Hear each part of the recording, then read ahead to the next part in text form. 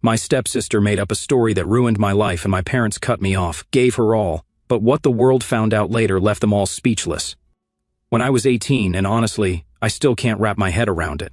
My stepsister Jade, who was only 2 years older than me, decided to accuse me of something really terrible, the kind of life-ruining accusation that can tear families apart and make people look at you like you're scum. It's still hard for me to even say it, but she accused me of assaulting her. It wasn't just a little rumor she told someone quietly. It was a full-on, calculated accusation. The worst part, my parents, who raised me and who I thought knew me better than anyone, actually believed her. Let me back up a bit. Jade was my dad's stepdaughter from his second marriage, and she came into my life when I was about 10. At first, things were fine. We were just kids stuck in this weird family mashup. But as we got older, things changed. Jade was always really needy, always wanting attention and help, especially from my dad and her mom, and they were way too willing to give it to her.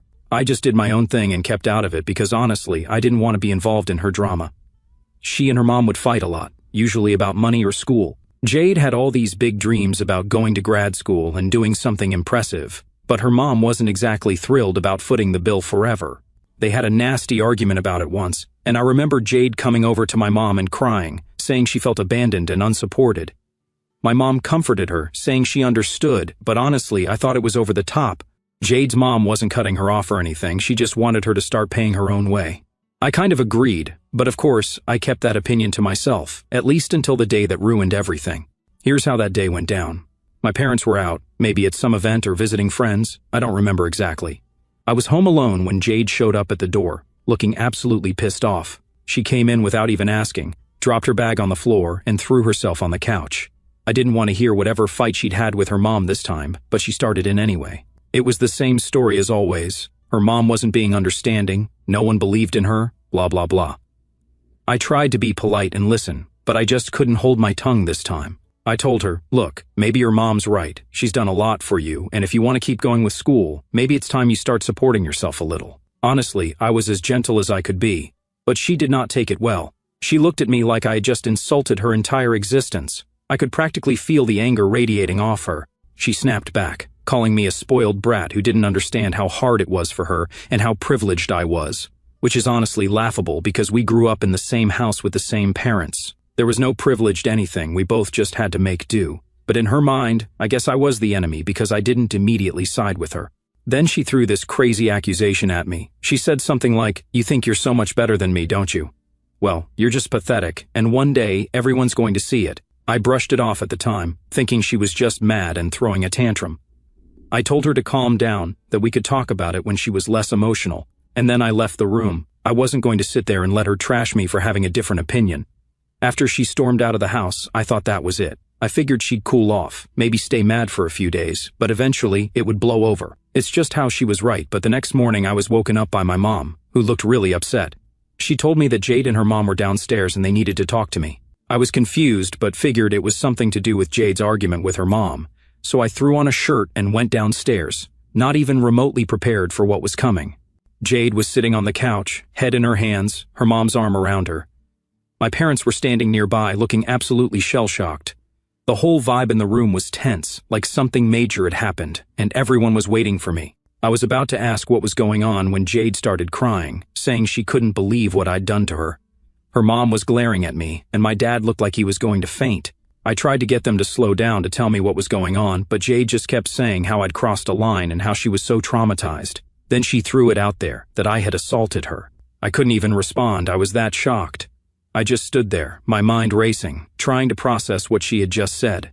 Before I could defend myself, her mom was on me, yelling that I was a monster and that she couldn't believe I'd do something like this. My dad grabbed me by the shoulders and just looked me in the eye. I could see the doubt, the anger, and it broke something inside me. He told me to own up to what I did and apologize. Apologize for something I didn't even do. I started explaining that Jade was lying, that nothing happened, but nobody was listening to me. Then, in the middle of my parents and her mom freaking out, I got mad. I mean, really mad. I picked up a nearby vase, not even thinking, and smashed it against the wall just to get everyone to stop yelling. It got their attention, but not in a good way. My dad immediately shoved me back, saying I was acting violent, and told me to go to my room. I ended up locked in my room for hours, pacing, fuming, trying to figure out what I was going to do. How could they just believe her without a second thought? I'd never done anything to make them doubt me before. I had no idea what Jade's angle was, but I was sure she was lying. I just didn't know why she'd go to this extreme. That day was the longest day of my life. I stayed in that room until my dad came in and told me Jade and her mom had left, but I knew this wasn't over. The look in his eyes said it all. He thought I was guilty, that his son was some sort of monster. I tried to explain again, but he shut me down, saying that he didn't want to hear any more lies. Just like that, my world started crumbling. The day after that awful accusation, things went downhill faster than I thought was even possible. I thought maybe my parents would cool down, give me a chance to explain things clearly. I thought they'd at least sit down with me, actually talk it out, but that was just me being stupidly hopeful. By morning, any chance of reasoning with them was out the window. I barely slept that night, just staring at my ceiling, replaying every little thing that had happened. I kept thinking that maybe, somehow, this was all a bad dream, and that I'd wake up and things would be normal again. But no, early the next morning, my dad came into my room, and he had this serious, almost disgusted look on his face. He barely looked at me, just told me to come downstairs, and that Jade and her mom were going to resolve things. As soon as I got downstairs, it was the same scene as before, Jade on the couch, looking all broken, her mom beside her, and my parents looking completely crushed. I wanted to scream. It felt like I'd walked into some kind of intervention. But I was the one getting attacked, like I was this villain they all had to deal with. Before I even sat down, my dad launched into this lecture about how Jade was feeling unsafe and how she couldn't be around me anymore. It was like they had decided on a plan without even letting me speak. Then he dropped it. I was being sent away. I laughed, thinking there was no way he was serious. "You're actually kicking me out over a lie?" I asked, trying to keep my voice calm, but he didn't answer. Just looked at me with this cold expression, like he didn't even know who I was anymore. My mom looked away, and I could see she was crying, but she didn't say a word in my defense. I started begging, saying I didn't do anything, that Jade was making this all up, but it was like talking to a wall. Jade sat there, giving me these sad little glances, like she was some kind of victim, and her mom was patting her back, whispering that it was going to be okay. My dad finally cut me off and told me that the only way they could avoid further embarrassment was if I disappeared for a while. They'd already agreed with Jade and her mom that if I left town they wouldn't go to the police. That was the deal, disappear. I asked, where am I supposed to go? That's when they told me about my aunt. Now, my aunt wasn't exactly the warm, welcoming type. She was known in our family as the strict one, and nobody ever spent much time with her if they didn't have to. She lived a few hours away in this quiet little town, pretty much isolated from everyone. I hadn't seen her in years and barely knew her, but that was apparently where I'd be safe to keep Jade from seeing me and reliving her trauma. When I realized they were dead serious, I was furious. I told them I wasn't going to just let them shove me off to some random relative like I was trash. My dad looked at me real cold and said, "You don't have a choice." Then he dropped the last bomb on me. They were also giving Jade my college fund as part of the settlement. I couldn't even process that. My college fund, all the money my parents had saved up for my future, just handed over to her to keep her quiet. It was like they were paying her off with my life, with everything I'd worked toward. I just stood there dumbfounded while they all talked around me like I wasn't even there. At some point, I just stopped talking. I don't even know how long I stood there before I realized my dad was basically waiting for me to pack up and leave. There was no discussion, no room for compromise. They wanted me gone, and that was it. My mom looked like she wanted to say something, but every time I looked at her, she just looked away, like she couldn't handle facing me. With nothing left to say, I went upstairs and started packing my stuff. It felt like I was moving through water, my mind blank. I packed clothes, some books, a few things that were important to me. I didn't know how long I'd be gone, or if I'd even be allowed back, so I grabbed anything I thought I'd want if I was gone for good. I could hear my parents talking downstairs, their voices low, but I couldn't make out what they were saying. For a second I thought maybe they'd come up, maybe they'd realize how crazy this all was and change their minds. But they didn't. Nobody came.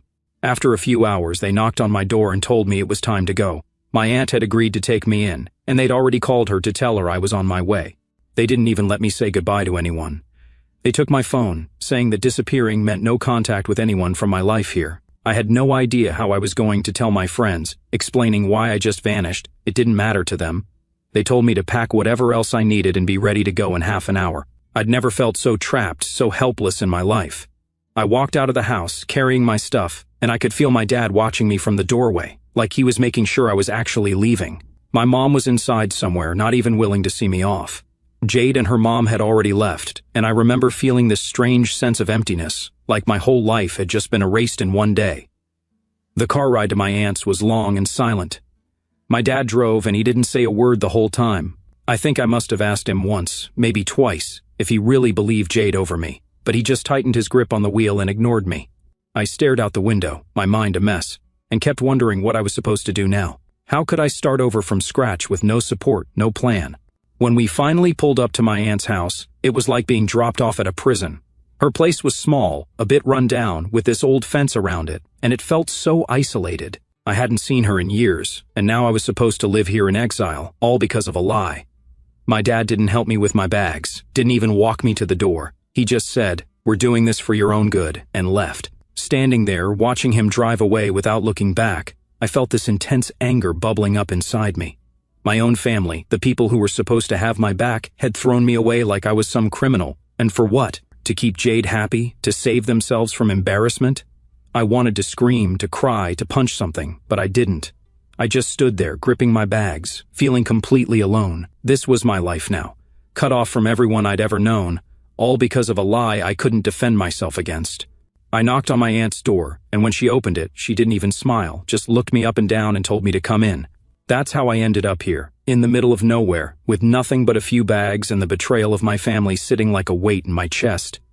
It was the worst feeling in the world, and I had no idea if it would ever get any better. Settling in with my aunt was rough. I don't think she ever really wanted me there. She didn't say it outright, but she didn't have to. The second I walked in the door, she gave me this tight-lipped look and just pointed down the hallway to this tiny room with barely enough space for a bed and a dresser. She muttered something about how she was doing my parents a favor and that I'd better behave myself. Nice welcome, right? My aunt wasn't mean exactly, just cold. She had her own strict way of doing things and she didn't like any sort of deviation from that. Meals at 6 p.m. sharp, no noise after 9, no guests ever. I wasn't allowed to touch the TV, the thermostat, or even use certain shelves in the fridge. She had this whole system, and God help me if I accidentally messed with it. Honestly, it felt like being in a cage, and it wasn't even close to the worst part. The isolation was killer. My aunt lived in this tiny town, practically in the middle of nowhere. There were barely any shops, no social scene, just a few gas stations and some fast food joints. I didn't know anyone, and I wasn't exactly allowed to keep in touch with people from my old life. My parents made that clear. They'd stripped me of my phone, so I didn't have numbers, didn't have emails, nothing. At first, I just sulked around, too pissed off and hurt to do anything productive. I spent most of my days staring out the window, feeling sorry for myself, replaying everything in my head, and trying to figure out where it all went wrong. I mean, I was angry, like deep down rage building in my gut kind of angry. I wanted to scream at my parents, Jade, and everyone else who'd turned their back on me, but I couldn't do anything about it. I was stuck in this weird limbo, trying to figure out what the hell to do next. After a couple of weeks, though, I realized I had to get out of the house, if only to keep from going insane. My aunt made it pretty clear she wasn't interested in providing for me beyond giving me a roof. She'd leave pamphlets for jobs lying around the house and would make little comments about responsibility and pulling my weight. It was like she was trying to make it so uncomfortable that I'd just get the hint and leave. So I decided to do the only thing I could, get a job and start saving up to leave. I didn't have many options, especially without a college fund and no connections out here. I applied at a few places, mostly retail and food service, but nothing stuck until I landed a job as a warehouse worker. It wasn't glamorous, but it was something. The work was brutal, hours long, and I'd come home covered in sweat and grime, barely able to lift my arms, but it gave me a reason to leave my aunt's house every day, and it put a little cash in my pocket, so I stuck with it. The best part? I wasn't alone in my misery. I met a couple of co-workers who were around my age and dealing with their own issues. One guy, Derek, had gotten into some debt and was working double shifts to pay it off. Then there was James, who had just moved to town to escape a family situation that sounded almost as messed up as mine. We were all broke, overworked, and fed up, so we bonded pretty quickly. After a couple of months, we came up with a plan. We'd pool our money, find a cheap apartment, and get out of our crappy living situations. I was all in. Anything was better than staying with my aunt. So we spent weeks scraping together every dollar we could, eating nothing but ramen and dollar store snacks to save up. Finally, we found a rundown little apartment that was barely big enough for the three of us, but it was ours. Moving out felt like getting my freedom back, even if it was just a tiny bit. The place was a dump, but we didn't care. We bought a second-hand couch that was probably older than all of us combined, a cheap table, and a couple of mismatched chairs. It wasn't much, but for the first time in ages, I felt like I could breathe again. Of course, things weren't exactly smooth sailing. Living on your own when you're broke is a grind. We all worked long shifts, rotating between night and day jobs, and most of the time, we'd barely see each other. But the moments when we were all home at the same time, slumped on the couch, sharing a cheap pizza, or complaining about our crappy jobs, made it worth it. We'd rant about our families, our bosses, and everything else that was screwing us over. It was like our own little therapy group. After a few more months, I started realizing I could actually build a life here. I mean, it was nothing like the life I'd planned for myself, but it was something. I got promoted to a supervisor position at the warehouse, which meant a little more money, though not a lot. But with that extra income, I started saving up for things I'd been missing, like a decent phone. Once I had one again, I considered reaching out to people from my old life, but I kept hesitating. Part of me wanted to reconnect, to tell everyone the truth, but another part was still too angry and too hurt to even start those conversations. Instead, I focused on my new life. I signed up for a few night classes at the local community college, just dipping my toe back into the whole education thing. It wasn't my dream school or the degree I'd planned for, but it was something. Plus, it gave me a reason to keep pushing forward, to keep working and saving, and trying to make a life that was actually mine, not something I was shoved into by my family's mess. Life was by no means easy, but I found little bits of happiness here and there. Derek and James became more like brothers than roommates, and we helped each other out whenever one of us was struggling. If one of us had a rough day, the other two would bring home snacks or cheap beers. Well, not for me, since I'm off that. We'd sit around, talking about the future, trying to imagine a life that wasn't just getting by day to day. It was like we all needed each other to keep going, to remember there was something better waiting out there. I'd catch myself sometimes, still angry, still thinking about Jade and my family, wondering how they could have just thrown me away like that, but I was finally learning how to push those thoughts aside, at least for a little while. I had my own life now, my own little bubble of people who actually cared about me and didn't treat me like a criminal. For the first time since all this started, I felt like maybe, just maybe, I'd make it through. Things had finally started to feel manageable. Life wasn't perfect, but I had my own routine, a couple of solid friends, and I was even making a bit of progress in my job and classes. I wasn't exactly happy, but I was surviving, and that was a hell of a lot more than I thought I'd be doing a year ago. Then, one random Tuesday evening, just as I was getting back from work, my phone buzzed with an email notification. I almost ignored it, but something told me to check. It was from my dad. I hadn't heard a single word from my family since they dumped me at my aunt's house. I tried to shut them out of my mind, telling myself that I didn't need them, that I was better off without them, but seeing that email hit me like a punch in the gut. I stood there, staring at the screen, wondering if I should even open it. Part of me wanted to delete it on the spot, pretend like they didn't exist, but curiosity won out, and I clicked on it. The message was surprisingly short. My dad said he wanted to reconnect, and that there had been some new developments. He mentioned that Jade had finally come clean about what happened. Just like that, like it was some small detail, like she hadn't turned my whole life upside down. My brain was scrambling to make sense of it. Jade had admitted she lied. As I kept reading, the story unfolded. Apparently, her boyfriend, someone I didn't know or care about, had recorded her talking about the whole thing. She'd been talking to one of her friends, or maybe him, I don't know, but the point was, she admitted to making everything up. She said she did it because she wanted to teach me a lesson and that I deserved it after I'd put her in her place that day. The whole thing had spiraled out of control faster than she thought, and by the time she realized how far it had gone, she couldn't back down. The worst part? My dad's tone in the email, like he was almost excusing it. He said she was sorry and that she was dealing with her own issues and didn't realize the impact. I was stunned. She didn't realize the impact? Really? She took my entire life, trashed it, and they were acting like it was just some childish mistake. And my parents, the people who were supposed to know me better than anyone, had believed her without a single doubt. My dad finished off the email by saying he wanted to catch up and that he hoped I would understand and move forward. Understand and move forward, as if he hadn't abandoned me the second things got tough, as if they hadn't stripped me of everything and shoved me into exile. I was shaking with anger by the time I finished reading.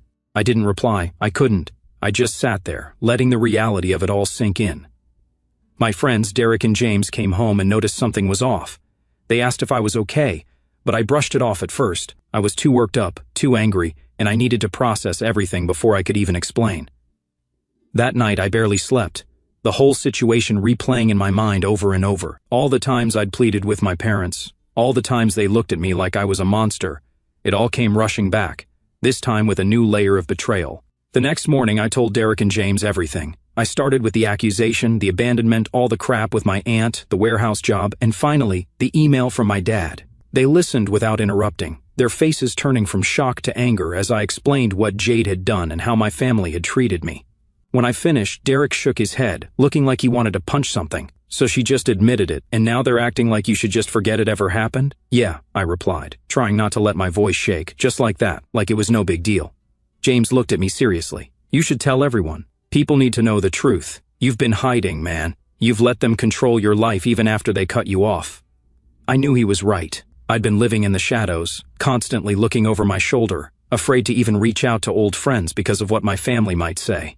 I'd been letting them dictate my life, even from a distance. But the thought of facing everyone, explaining what happened, it was terrifying.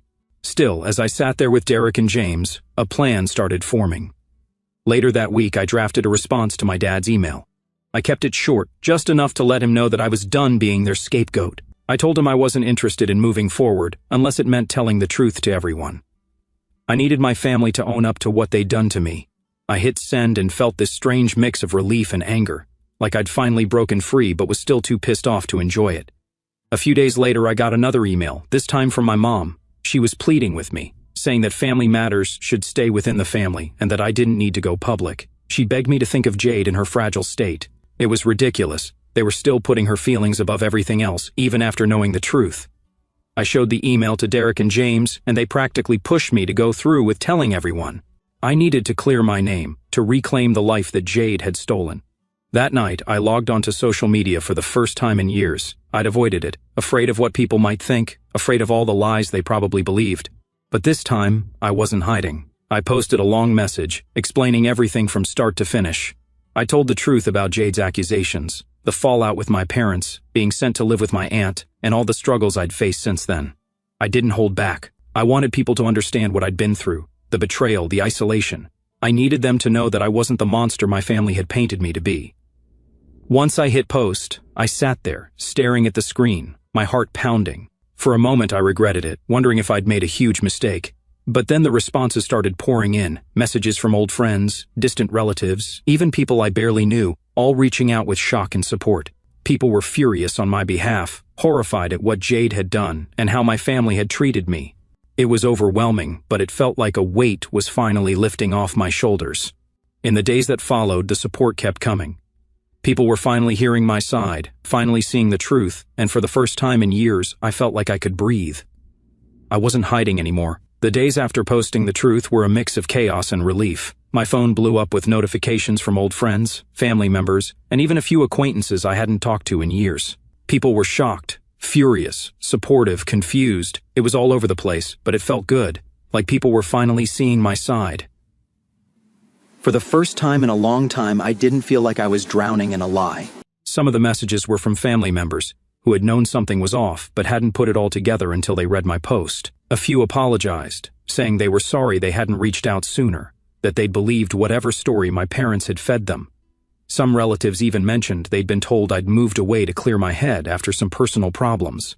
The cover-up had been a lot deeper than I'd realized, and my anger only grew, knowing how much they'd lied just to keep me quiet and make themselves look good. Then there was the other side of it. My parents and Jade's mom were furious. I got emails from them, telling me I'd betrayed the family and ruined Jade's life. They accused me of dragging up old issues just to hurt everyone, and even said I was being cruel for doing it while Jade was struggling. To be honest, reading their messages didn't even faze me anymore. It was the same stuff over and over, them putting Jade's feelings above everything else. They were so blind to the damage she'd done that they couldn't see how absurd they sounded, defending her when she had literally lied to ruin my life. I decided to block them all. I was done. I'd given them every chance to come clean, to admit they'd been wrong, and instead they doubled down. I finally had control over my life without them constantly interfering or making me feel like I was somehow to blame for everything. After everything came out, Jade's life went downhill fast. The support she had from people was gone once the truth spread. Everyone in our hometown knew she'd lied about something that serious just to wreck my life and get her way.